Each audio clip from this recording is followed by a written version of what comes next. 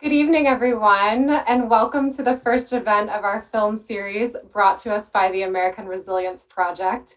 We hope you had a great day of the first day of our Veterans Advanced Energy Week, and we're so happy you can be with us here this evening.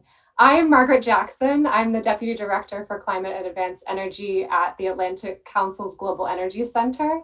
I'm also a former surface warfare officer in the U.S. Navy and a military spouse. So I feel passionate about the mission of this week to advocate for veteran representation in the energy field. Tonight, I want to give a warm welcome to our special guest this evening, the award-winning director, Roger Sorkin. Roger directed the 3 films we will be showing throughout the week, starting with The Burden, Tidewater on Tuesday evening, and Current Revolution on Wednesday evening. We're going to start each evening's film presentation with a short discussion. So tonight, I'd like to start by letting Roger introduce himself and the work he does with the American Resilience Project. Then we'll go ahead and discuss a little bit about The Burden before we kick off the screening. So Roger, I'd like to turn it over to you to introduce yourself. And again, thank you for joining us this evening. Thank you, Maggie. Thank you, everybody. It's a pleasure to be here. I would say that I wouldn't be here if it wasn't for the Quadrennial Defense Review of 2010, which for me helped satisfy some frustration that I was having at the time, seeing how politicized, and increasingly now more than ever, but even then, how politicized the issue of climate change, and as you might say in more national security circles, environmental security had become. And I wasn't really aware of the term environmental security until I came across the Quadrennial Defense Review. But the phrase that leapt out at me was threat multiplier. And I'm somebody who works in communication, so I tend to really pay attention to the power of phrases and the power of words. And if you say threat multiplier to somebody, it doesn't really have any political baggage, but it sort of grabs your attention and it makes you want to learn more. So it really pulled me in when I came to understand what had been a very, very much a common sense argument, that the environment in which you operate is directly related to the security of your forces. And since then, I've learned a lot about national security language and meanings, and I can think back on the day when that was all really fresh to me. And it's sad to see it, though, that this issue is still very much political. Even though 5 years after this film came out, I had hoped by now the film would be obsolete. It benefits me on a personal level and my organization to know that the film is still in demand and it still has a life to it. But I was really hoping that by now we would have understood as a country that this particular issue is not one that can be kicked around like a political football. For me, it was clear from the moment I heard that phrase that this is about lives and money, blood and treasure, if you will. And, I'm not a veteran. I feel that the best I can do as a citizen is to try to call attention to this very important issue. And so I set out to make this film. I tried to stay away from climate change because I understood how fraught that was with political baggage, and it taught me that the trusted messenger is really critical here. And I think having you can look at this in cynical terms. You can say that every politician rushes to a photo op with a 4-star general any chance he or she can get. So I understand how that works. But I also see that veterans are more trusted, and that people who have really sacrificed sacrificed their lives, but also, put their lives on the line for their country, automatically gain trust as a messenger. And so I think it's really critical that you all can essentially pick up the reins and go out there and communicate in a way that the film can't always do, in conversations with your neighbors or your family members or your elected officials. If Al Gore shows up, people will roll their eyes. They'll say, well, whatever he says, it's Al Gore, so I'm not going to listen to him. Sadly, that's just the way it works. People want to know who the messenger is. And I think the fact that the military is seen as apolitical, at least more so than other government entities and other players in the national security or in the civic space, I should say. I think that empowers you to really heal some of this civic discourse around this particular issue. So that would be my exhortation to you all. To understand the vocabulary here, you can talk about energy security and operational security. You can talk about anecdotes, which are very powerful. Personal stories are far and away the best way to really persuade somebody that they should consider an issue in a particular light or in a different light. So I would just encourage you to think back on how you were dependent upon oil when you were serving. Everybody's got a story. I mean, I've talked to naval commanders who, talked about patrolling oil rigs in the Persian Gulf. I've talked to, Marines who were out in forward operating bases and protecting fuel convoys, and then talked to admirals working in strategy for the Joint Chiefs who talked about the geopolitical, geostrategic consequences of having to do business with nations that we don't like, but we have to do business with them because we need the oil markets to remain stable. So I think anyone who served in the military, whether you're civilian actually or in uniform, you're uniquely positioned to help drive this conversation and to continue to depoliticize it, which is really what we need for maximum national security. Thank you, Roger. And your message is so important to this audience. And as we discussed kind of prior to going live, we've heard a lot today. We started with a message from Senator Duckworth and Congressman Crow. We've heard from a distinguished group of panelists about how the skill set of veterans really closely aligns with the demand that we have in our clean energy field. But the message you have for us tonight about being that trusted messenger, being able to speak to both sides of the aisle and to really, build the consensus we need to move forward is so important. So I really want to thank you for sharing your message tonight. And we only wanted to take a few minutes before we kick off, but is there anything else you'd like to add about specifically the burden that we'll be focusing on tonight before we go ahead and let everyone grab a glass of wine and enjoy the screening? Nothing in particular, I would say. I would just say, something I always say when I do a Q&A is, don't be afraid to have that difficult conversation. And, civic discourse and repairing that civic fabric, it really happens on one-to-one levels. And, it's sort of understood, the conventional wisdom is you're not supposed to talk politics with family members or, bring it up at family dinner. But my belief is that you can, as long as you know how to have that conversation. And that really, it's a skill that I've honed over the years, which is understanding your audience. Know your audience. So if you're going in to talk to a CEO, maybe they're driven by bottom line profit motive. Great, you can show them how they're going to save money if they transition to renewables. You're talking to your, right-wing uncle at dinner.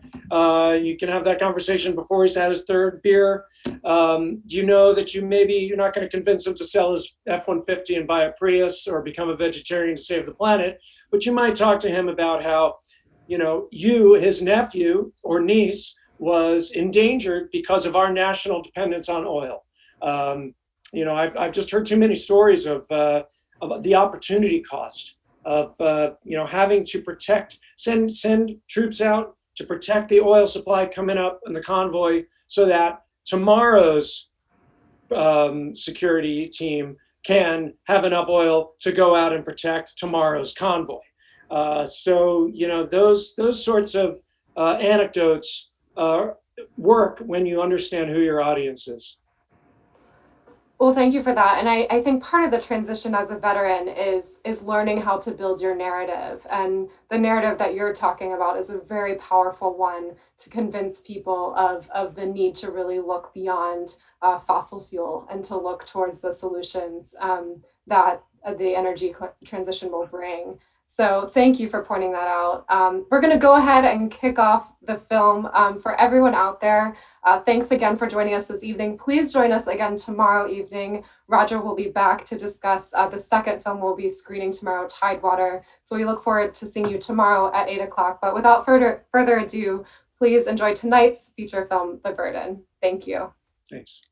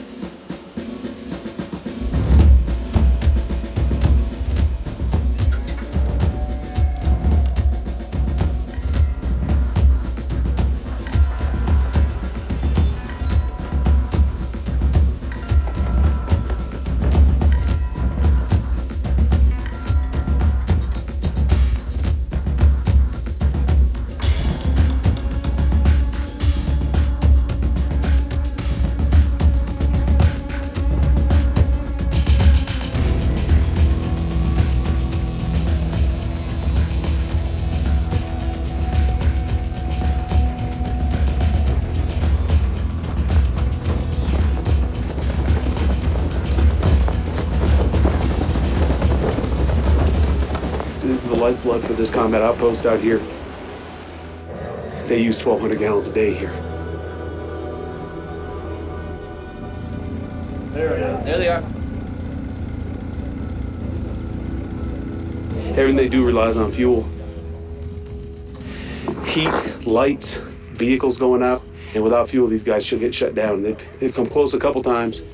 I mean, my job is when they get critically close to do whatever I can to get fuel to them so they can stay operational down here. The last convoy that came down here was a couple years ago, so we have to drop every bit of fuel by air. But I'll do another drop next week and another drop the week after that. And my goal is I want to get 70,000 gallons here. Go on, heavy? Yeah, they're pretty heavy. These boys are absolutely relying on this down here. Fuel ran out here, be sitting ducks pretty much. We're working hard down here doing a thankless job, and it's a hard lesson. Too bad more people can't experience it.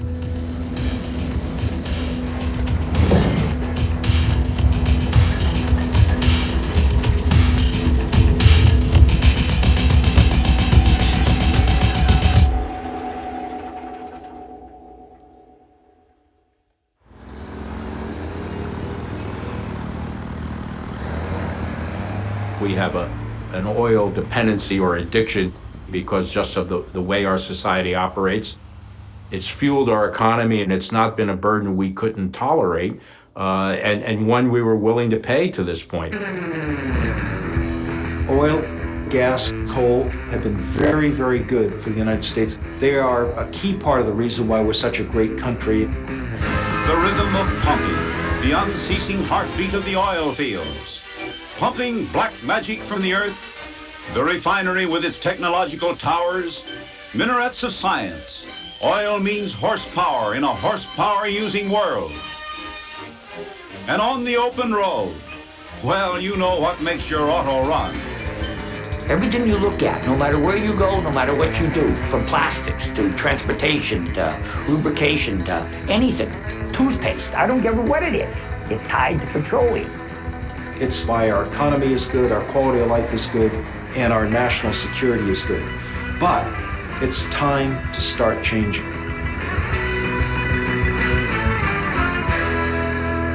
Let's get up to speed on a developing story now. Tehran's drafted a bill that would close the crucial global shipping route, the Straits of Hormuz. Iran's navy is currently carrying out 10 days of naval exercises in the area. It's threatened to close the nearby Strait of Hormuz if the West imposes sanctions on Iran's vital oil exports. Closing the Strait of Hormuz is such an easy job for the Islamic Republic of Iran's armed forces. I mean, it's actually a basic capability of the Navy. Well, of course, the U.S. has claimed it won't tolerate the commercially vital route being shut down in any shape or form. One of the reasons why we're in the Persian Gulf is to maintain the stability of oil. If that's a resource that we might have to get from countries that aren't necessarily friendly to the United States, that's a strategic vulnerability. Try 43.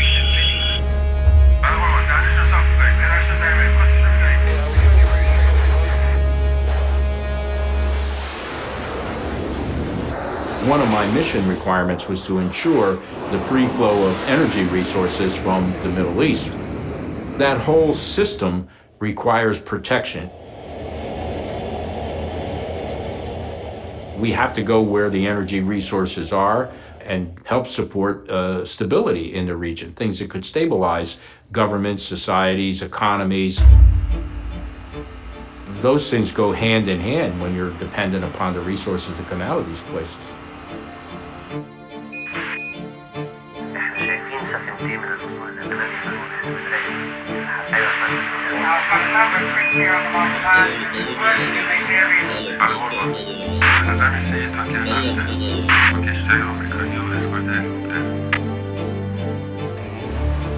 No military in the world has a global reach and global requirements like we do. So it's very extensive and expensive what the military demands.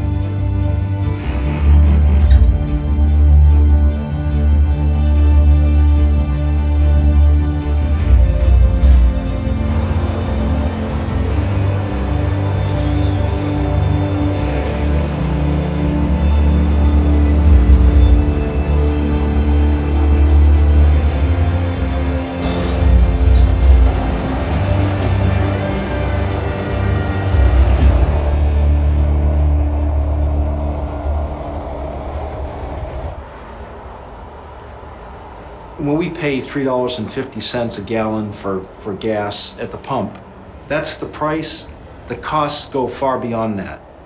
If we were taking into consideration the costs of deploying forces around the world by the United States military to effectively defend the free flow of the lifeblood of the world economy, we would be paying between $7 and $8 a gallon. That's the cost. We are paying it. We're just not paying it at the pump.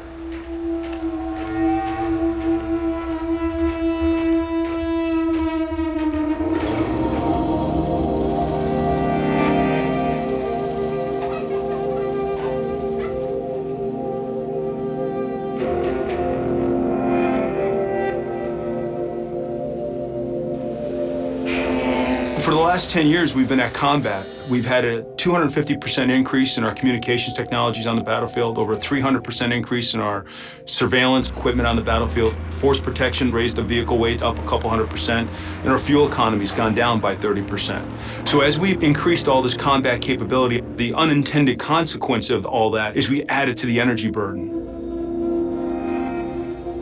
In some ways, we're a business like any other business. And energy is part of our operating budget. And most businesses in this country, they take action to control their costs where they can. And energy as a cost is a huge problem for a lot of companies, particularly because it's so volatile and it can spike. Oil prices have been fluctuating 12 to 15% price increases in a week. We're seeing alarming spikes. Fears of military action in the country. Traders are worried the unrest will Gas spread. average well above $4. All the major stock averages tumbled. Pirates have seized a supertanker off the coast of Oman. 67 ships have been seized off the Somali coast. Commander-in-Chief directed the Defense Logistics Agency to buy up to 12 million gallons of unleaded fuel to distribute to areas affected by Hurricane Sandy. 2.5-year high. The volatility is really what's tough on us. Every time the price goes up so sharply, it does economic damage. The shutdown could lead to supply shortages. The Americans were taken off the coast of Nigeria, through which some 30% of the U.S. oil supply moves. Meanwhile, the oil giant Shell and BP reported making record profits in the first 3 months of the year. The U.S. Navy maintains a number of warships in that region at all times. Worries about skyrocketing oil prices. Could eventually hit $200 a barrel.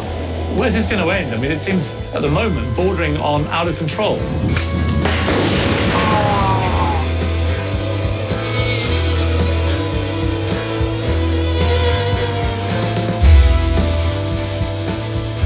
There's a tremendous amount of money, Mr. Chairman, being invested by companies. There's oil and gas in the ground. We need to find a way as soon as possible to get it out. Do you want to put your country first? Drill, baby, drill, and drill now. I'll fight in the Senate not just for ANWR, the gas pipeline, renewable energy, but also to expand Alaska's refining capacity. We would love to have the ability to say we're energy independent, that within our own great borders we could provide for our needs, but that's not the case. Even if we were to tap into all the fossil fuel resources we have in our offshore capability in Alaska and elsewhere, we would still not meet our needs.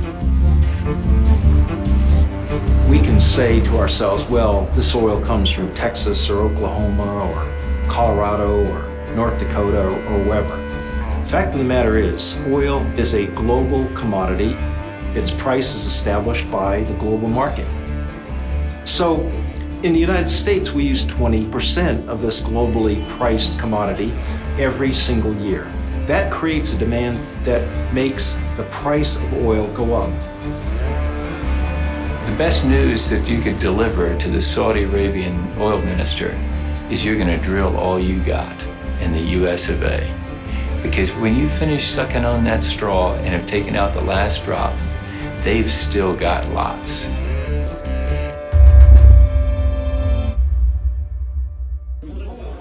The petrodollars go into the hands of nations that have state-owned oil companies that have a direct benefit. That's inherently a security problem. No matter how much oil we use or where we buy it from, it puts money in the hands of some countries that are problems for us.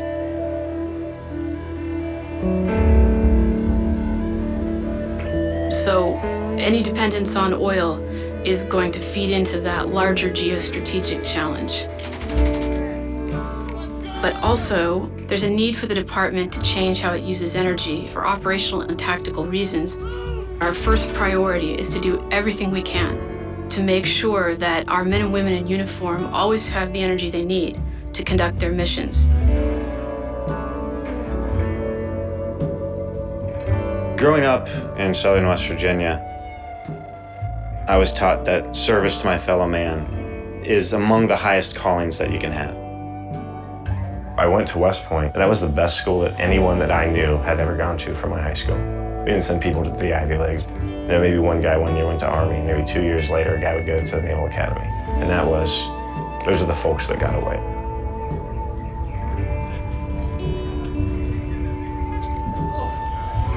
Pay the hell attention! I studied a lot of really highly skilled technical knowledge. Some advanced training.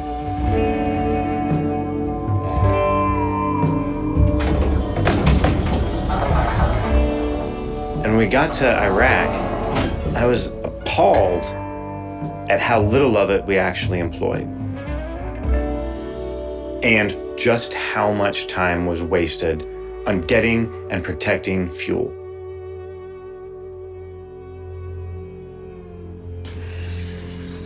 I spent 23 years in the Marine Corps. I served in the first Gulf War. I did a lot of logistics. That was my primary specialty.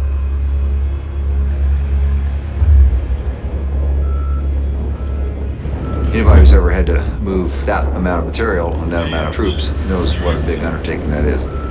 We obviously use a lot of fuel doing that, so it can be very difficult, very time consuming, and we spend a lot of resources just moving fuel throughout the battlefield.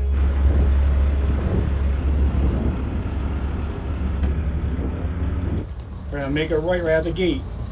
First 5 years I was in the military police corps.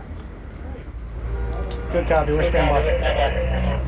And the last 6 years I was a truck driver, 88 Mike. Yeah, I was trained in military police, but you know, we're not just military police out there. We're infantry, we're scouts. We are whatever you need us to be, we'll be. But convoy was always one of those jobs you always have to fall back to.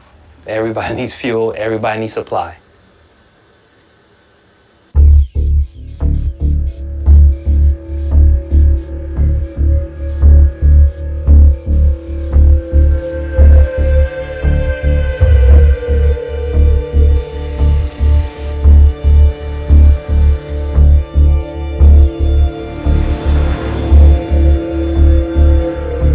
If we go about 70 miles, and we're gonna have to refuel. But we always top off anywhere we go to if we have a fueling station.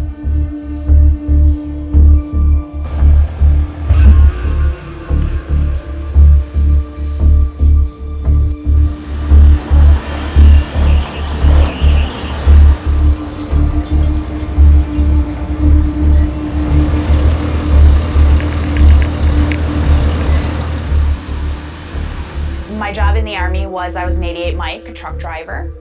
And while I was in Baghdad, my main mission was to deliver supplies and water and fuel. Basically, it's a roll of the dice. And you hope for the best. I'm security element leader on convoys. My primary objective is to make sure the safety of the Marines and everything that we escort on these missions. Oil's good. Oil's good to go. We take the same route all the time. They say change it up, but there's only so many routes in Iraq you can go. About 500 meters past that. In the car? Yeah, if you want to. Try to get a look at them when we look. As a truck driver, my biggest threat was IEDs.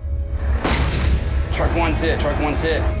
Our truck is down. A gunman attacked a convoy, and a driver was killed and more than 24 tankers were destroyed. I've never felt or seen anything like that in my life. God damn!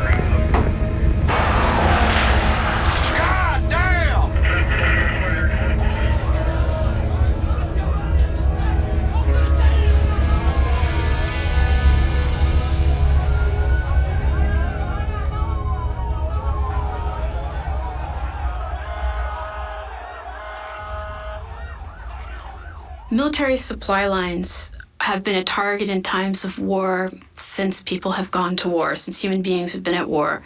The Russians defeated Napoleon by going after his supply lines. And in World War II, energy was very much oil, fuel, very much a factor in that war.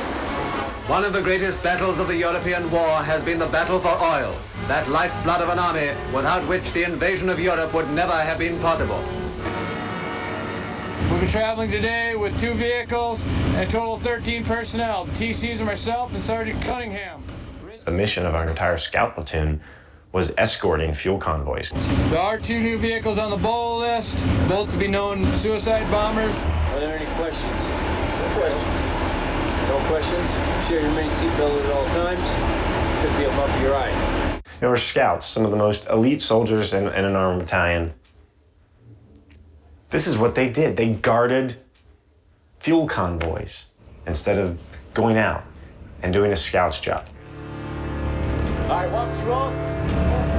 These efforts create opportunity costs, which mean that those forces are not available to perform other combat missions that are vital to the success of the overall mission.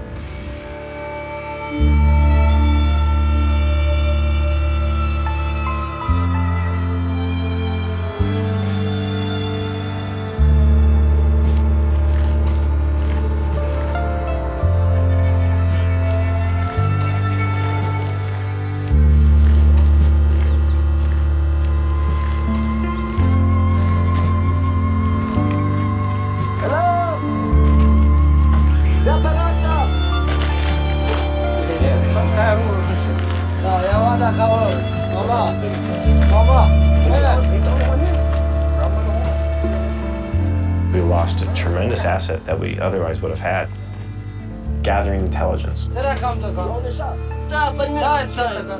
engaging the local population, building up our awareness of our area of operations, rooting out the insurgency which we were beginning to see at the time.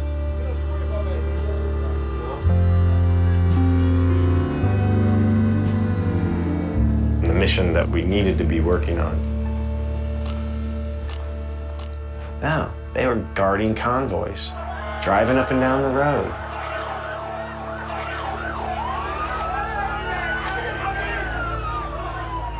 These are soldiers, and these are guys who know the risks that they're taking. But we were not prepared to have so much of our time consumed by fuel resupply. That supply mission came to dominate everything that we did.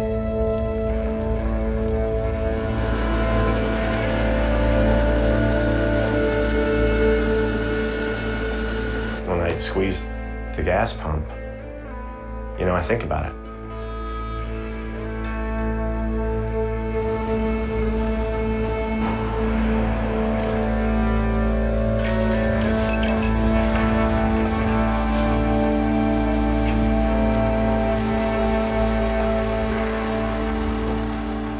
There are a lot of concerns that are interconnected for American security, for national security, but that have to be seen in the context of global security.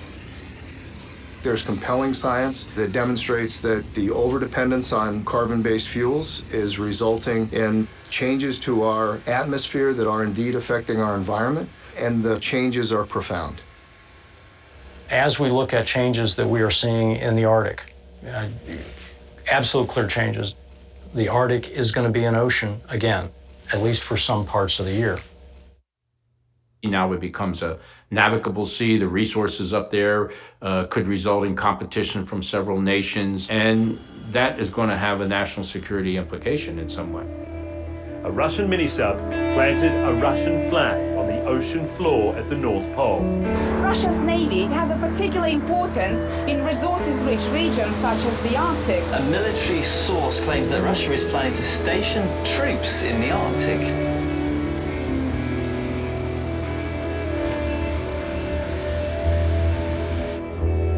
As the sea ice declines, we as an Arctic nation, if we don't act, the Russians will, and they'll be operating off our coast. So we decided that we needed to study the implications of naval operations in the Arctic. We can see the changes happening. You don't want to believe in science, great. But let's recognize the risk. Let's do something about the risk. The National Guard's response to flash flood victims is transitioning from emergency and rescue operations to recovery missions. A powerful storm will begin impacting the New England offshore Monday, the 29th of October, into Thursday, the 1st of November. The U.S. Army Corps of Engineers deployed 800 experts to assist in recovery, dewatering 475 million gallons of salt water from New York City, removing 300,000 cubic yards of debris, and installing more than 200 generators. After the Philippine government requested aid following Typhoon Haiyan, the initial U.S. response was led by Marine Corps Forces Pacific. We debated the science long enough. Fossil fuels tend to exacerbate environmental issues we have, and you can see the effects of climate change as they impact our national security. The burden on the military will increase as they're forced to respond because they are the best first responders in the world.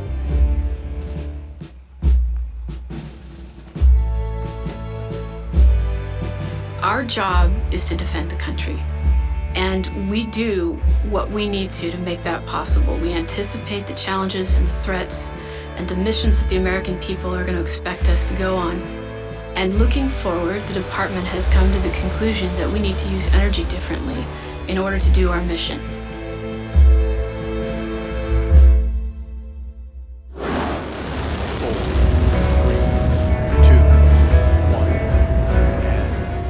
Americans by nature, it's in our DNA to look for the next frontier. We have a frontier that's staring us in the face right now on energy.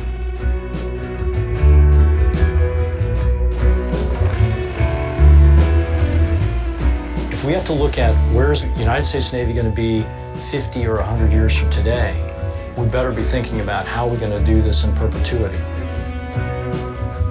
When we say we have a military challenge we need to solve, and we want science and technology and innovation to solve that problem for us, there's a long history of military innovation. The internet or GPS, they were to solve a military challenge, and it crossed over into the civilian sector. It's the world's first electronic computer.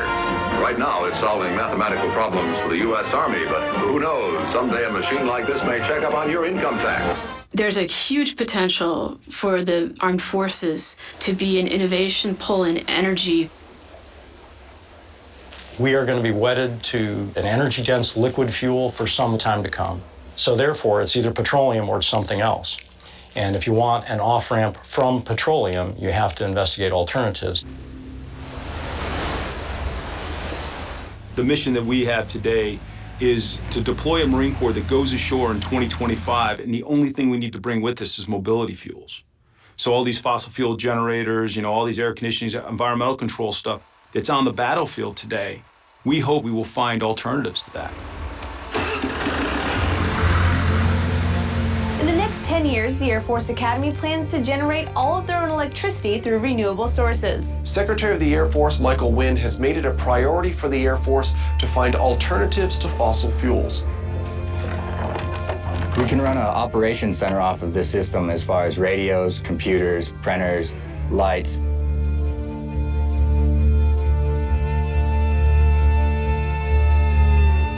We need to be able to lighten our load. This is about us.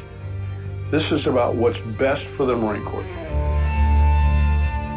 That's going to take a committed research and development effort. That's going to take committed entrepreneurs to help us solve that problem.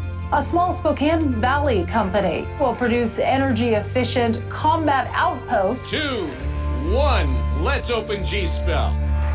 Government spends a lot of money, and if that money is geared toward innovation, technological development, then obviously that's where industry is going to go. They want the contract, that's where they're going to have to go.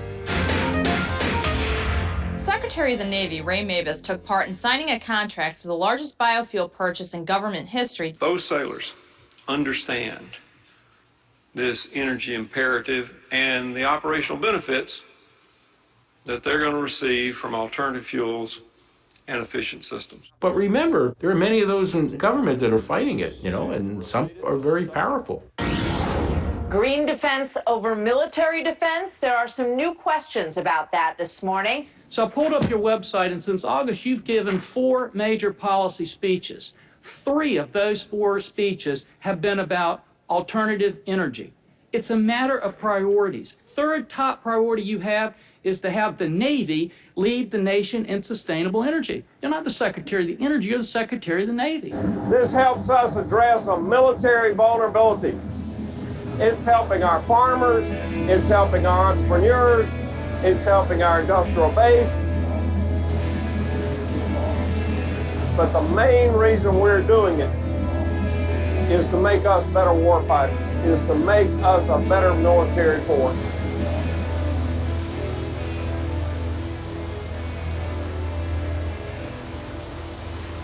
As a veteran, as a conservative, and as a Republican, I find that I'm here to support the military in any way we can and gear it towards, becoming less dependent upon fossil fuels. I think the generals know better, much better than the congressmen.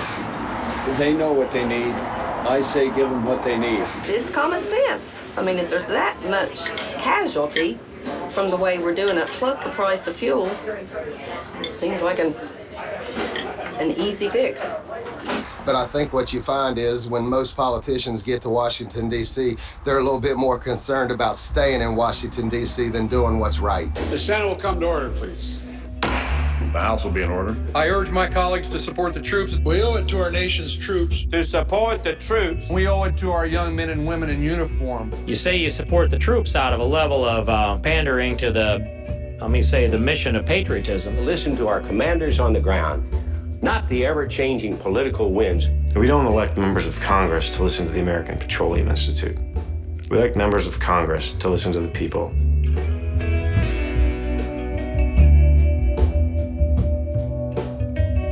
I'd say to elected officials, lead, don't follow. Find a solution that breaks our addiction to oil, that creates new energy jobs, and that cleans up the air. Congressman Bob Inglis ran into a buzzsaw. Inglis lost every county in the district. So maybe you have to lose your seat for the sake of the country.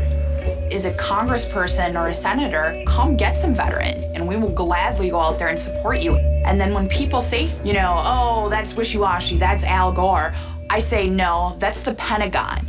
That's who I'm listening to. Yes, I'm talking about Al Gore. Even though his world is crumbling. So many people are bashing the left. They're missing the bigger point. There is an article, That your sons and daughters, and the sons and daughters of your friends, are going over to defend something that we had to defend 20 or 30 years ago, but we don't have to do it anymore. And it's time to move away from it. Because we can. American innovation has allowed us to move away from it. I don't expect Congress to do anything. This has to be more grassroots. I'm just trying to do the right thing. That's why I'm doing what I'm doing. Calling it a vital national security issue, today, Indianapolis Mayor Greg Ballard announced a plan to phase out city cars and trucks that run on gas and diesel. It's an emotional issue for this Marine who served in the Gulf War. I'm getting tired of seeing those folks over there, those young men and women over there, getting injured and coming back dead. So I'm just tired of that. We don't have to do it anymore. There are currently 200 recharging stations in the city, and more stations will come in phases. Mayor Ballard hopes other cities will follow. You got a good seat for the race, I hope? The mayor of the great city of Indianapolis, Mayor Greg Ballard. Mayor, thank you for being with us. We really have to start looking at energy as a national security issue. Technology now allows us to move away from that. So let's move away from it and without changing our quality of life.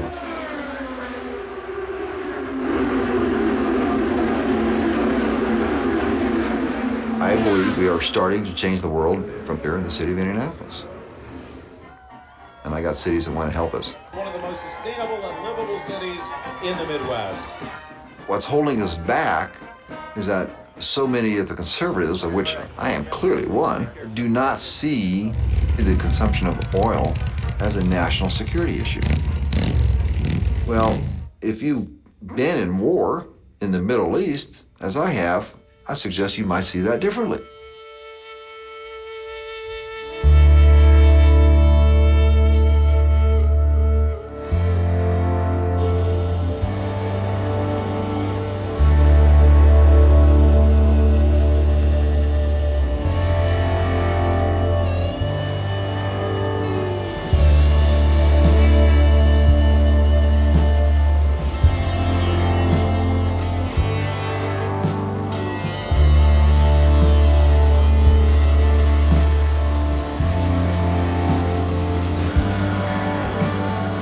Change is going to come.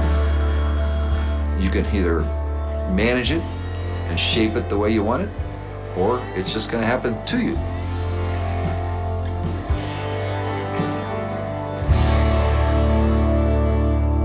The Navy is helping generate civilian jobs through green, innovative technology. It has been a prime customer of algae-based fuel. As a conservative, I see incredible opportunity. If we applied it in energy, we win the triple play of this American century. We improve the national security of the United States, we create jobs, and we clean up the air.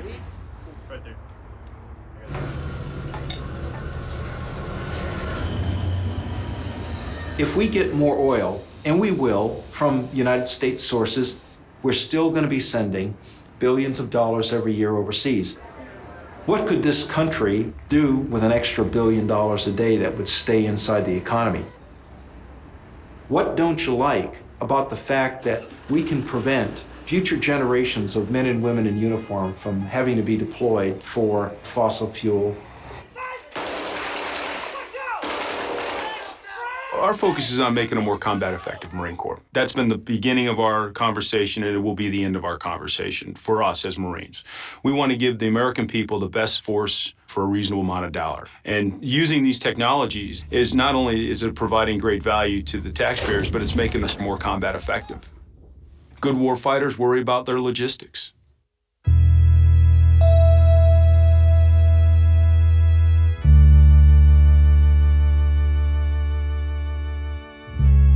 I don't want to send troops over to the Middle East anymore. I don't want to spend that $85 billion a year protecting the oil choke points around the world. If it saves lives, I don't know, it should be good, right? It should help out if it saves lives.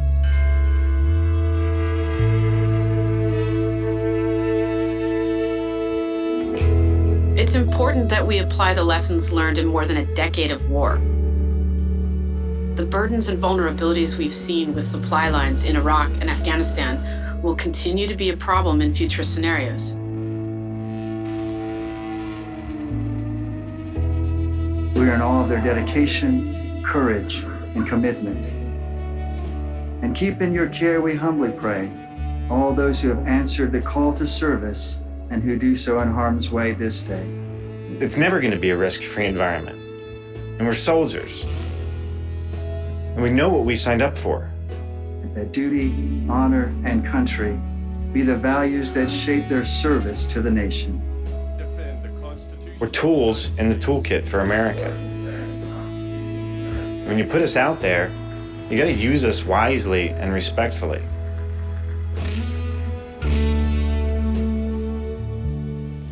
We've already lost too many far away from home because we didn't think about energy enough. Many more of my friends am I going to bury? But why should I have to? Why should their families have to bear that burden?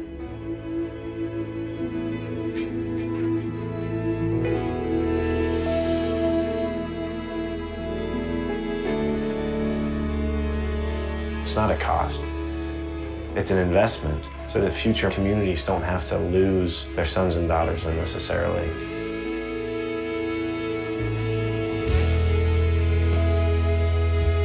We are going to see our backs against the wall as Americans if we don't change the way we get, transport, and the way we use energy. How much more powerful would it be if we had sources of energy that weren't geographically dependent? We'd break free of oil. We'd say to the Middle East, see if you can drink that stuff.